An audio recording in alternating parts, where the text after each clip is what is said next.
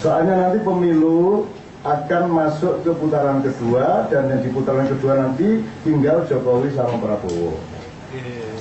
Tolong Cak Nun support Prabowo, saya bilang gitu loh. Lah Prabowo ini juga jalur tolong aku, mau aku, yang gitu kan jawaban saya mas. Kan gitu kan, Prabowo ini juga jalur tolong aku. Lah dulu ketika dia dibilang penculik, dulu yang pasang badan siapa? Siapa dulu yang bawa Prabowo kemana-mana ketika dia dituduh penculik dan semua orang buang muka dari dia? Saya bawa dia ke Padang Bulan, saya bawa dia ke Jogja, saya bawa dia di depan massa 30.000 orang.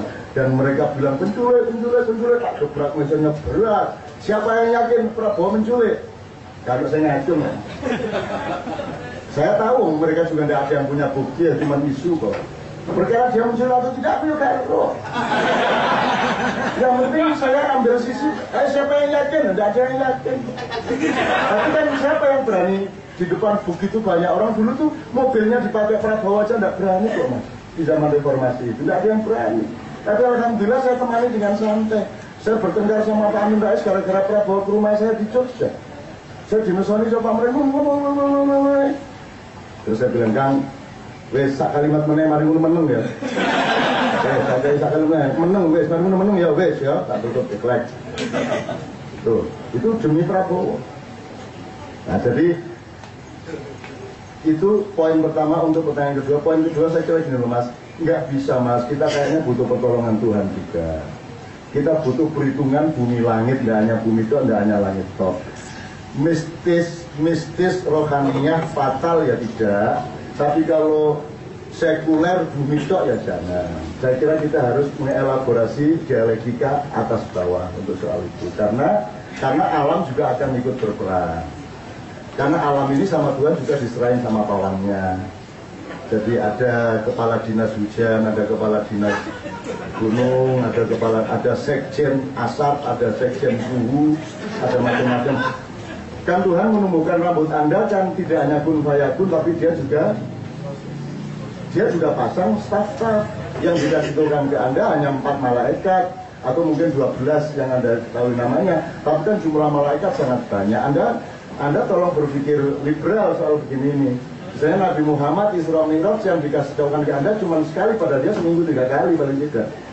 Cumanya dikasih tahukan cuma sekali gitu loh. Gitu loh. Makanya ada rahasia. Jadi Tuhan itu kalau ngomong itu ada yang sifatnya perintah, ada yang sifatnya diskusi, ada yang sifatnya goda. 3 macam. Yang goda itu supaya Anda mencari. Yang diskusi supaya Anda membantah dan berdialektika. Misalnya fankihu ma tobalakum. Oke, kawinilah 1 atau 2 atau 3 atau 4. Kalau kamu takut merasa tidak adil, 1 saja.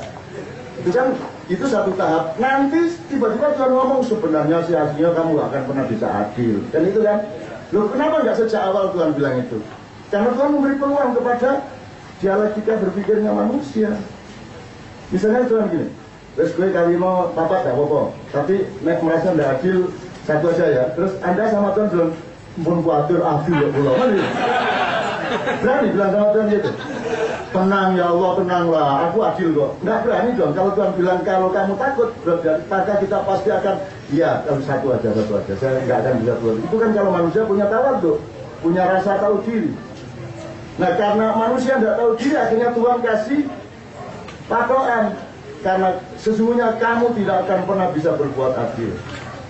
Nah jadi mas, 2014 menurut saya sangat concern. Saya sangat concern dan saya akan melakukan apapun yang mampu saya lakukan untuk supaya Indonesia selamat. Gitu. Apapun saja.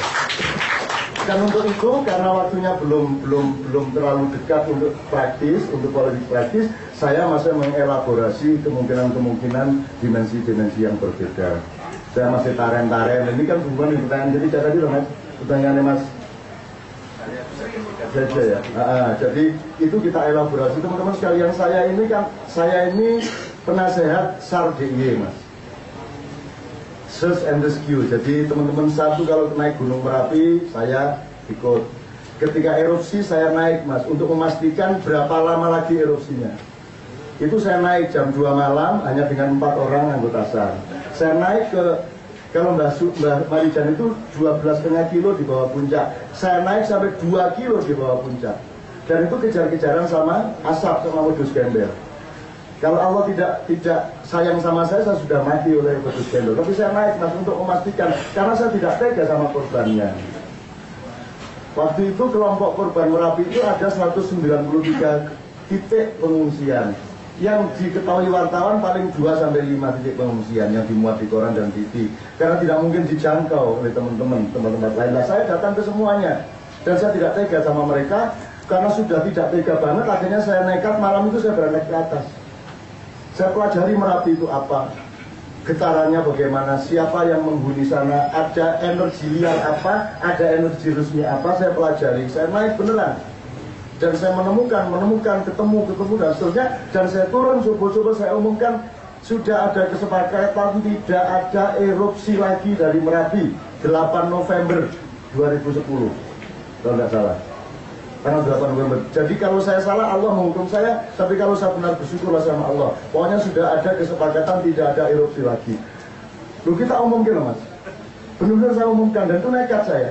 Karena ya Allah saya tidak tega, justru gimana saya? Saya berani mengumumkan karena demi ketidaktegaan saya kepada manusia yang menjadi korban Merapi. Gitu ya mas ya. Termasuk soal